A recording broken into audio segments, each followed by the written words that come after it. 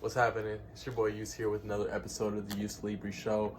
Today we have sketching user experiences, getting the design right and getting the right design, written by Buxton, published in 2007. I read the first chapter. It is a very interesting start to the book. I started with a story. He was telling a story of his friend Saul Greenberg, who apparently had a very major avalanche accident with about 5 other people or so, I believe, and his wife was with him, and the only reason he survived was because his wife saved him. Apparently, when you're riding in avalanche terrain, and if it's like prone to an avalanche happening, it's wise to ski apart and to separate yourselves and to have one person that's like at the bottom who can like be on lookout, another person who's behind, and having space apart so you can see where somebody may have become a victim to an avalanche if it were to occur. So I thought that was interesting to think of how you have to have like certain preparations, and they happen to have a couple devices that saved their lives. Let's see if I can show a picture. They had this little transmitter, I guess, on their waist, and so when his wife would need to search for him, she was able to hit this transmitter, and it was able to show some of the devices here that they had to use. So he had this around him, and then she whipped out this, and they also use these probes to kind of like stick down. And apparently when an avalanche comes down, it's so much friction, so it's going like 200 kilometers per hour. They say that like you're skiing your fastest like at like 40 kilometers per hour, so think of how fast that avalanche is going. But essentially Saul was riding with the avalanche for a bit and eventually was overtaken, and it buries you underneath to where if you're underneath the snow, then you have to wait. You can't move, or otherwise you're gonna just like exert more energy and end up most likely perishing. So you have to just wait for your rescue team to save you. But you would think that it's gonna be like powdery snow and you can easily, but no, apparently the avalanche comes with so much friction that it melts all the snow, and so it becomes more similar to concrete than it does to just powdery snow. So saving someone is very difficult, but they were fortunate to be able to save Saul, this author's good friend, in about 10 minutes. But if it had been 20 minutes, he most likely would have passed. So I guess the story really resonated with him, and he felt like it was a fine example as to how these technological devices that I just showed were able to be utilized and to save lives and to be very impactful, but also the necessity of that particular social context and that ecosystem for the product to truly thrive. Because they make, the author makes points that any technology in a vacuum is useless, but with the right applications and being in the right environments, it can be very useful. But they also made this interesting point. I actually want to like quote it, but they did mention a couple people that I want to give some credit to. Wrote some notes here just so I can have a reference. So they mentioned this professor named Hutchins, who's a professor at the University of California in San Diego. Apparently they are a cognitive scientist, and they've written a book called Cognition in the Wild.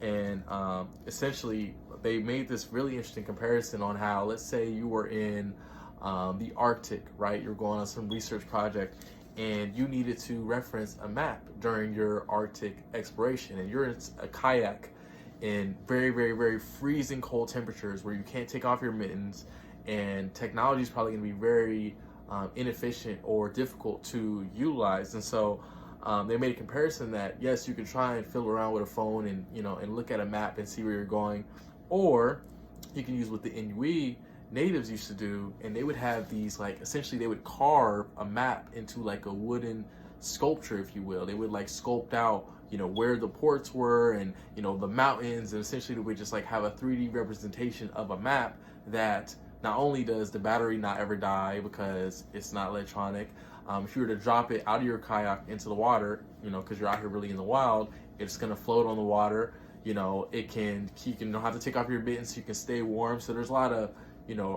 very efficient and like almost, I don't know if ergonomics is the right word, but there are a lot of multifaceted benefits to designing for the environment. And so particularly they just make this concept designing for the wild, which I thought is really interesting. I think a lot of, I imagine if you're doing research and development, creating a product, you're somewhat in a silo as you're creating that, because you were trying to get into the technicalities of whatever you're producing. But they really emphasize the importance of getting out into the field and doing your best, to really understand the environment in which the product's going to be used. So I thought that was just a really good emphasis. And something I took away, a quote that I thought was interesting. Well, the quote they started the book with was written by Aaron Wildavsky. I'm not familiar with who that is, but I thought it was a really interesting quote. The quote is right here on the first page. It's no risk is the highest risk. And I thought that was very interesting. That resonated with me a lot, so I wanted to share that. But then I also wanted to share this other quote by this individual, Melvin Kranzberg, who said, "The only way to engineer the future tomorrow is to have lived in it yesterday." So essentially, kind of reflecting his idea, the author, Bill Buxton, that, you need to really immerse yourself in the environment and really experience that, product, in its, ecosystem, before you can be designing in a lab and bringing it to life technologically. So just a really interesting start to this idea of user experience design. It's going to go into a case study utilizing Apple. Here's the point that I thought was interesting. I feel like this may be considered, I started to question if this author may be a little bit of contrarian or a rebellion to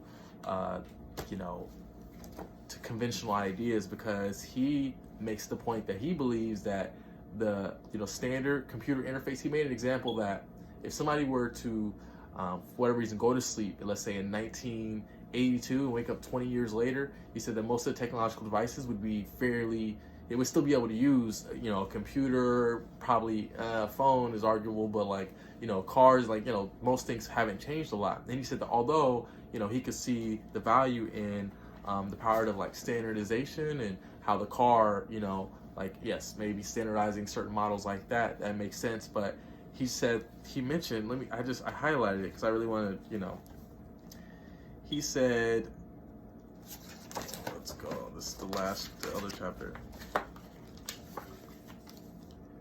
User interface design in 1982, when the standard computer model, was designed, was nowhere near as mature and therefore worthy of standardization as the design of the automobile. So I thought that was an interesting point. It sounds like he feels like the computer's main interface design could have evolved further. And he also said, in terms of stifling innovation, good ideas are far more dangerous than bad ones. They take hold, assume momentum, and therefore result in inertia. Consequently, they are hard to displace, even when they are well past their prime. And he also mentioned at the end, what concerns him is the state of the process of developing new interactive products. So it sounds like, this author definitely has some dissatisfaction with some of the status quo.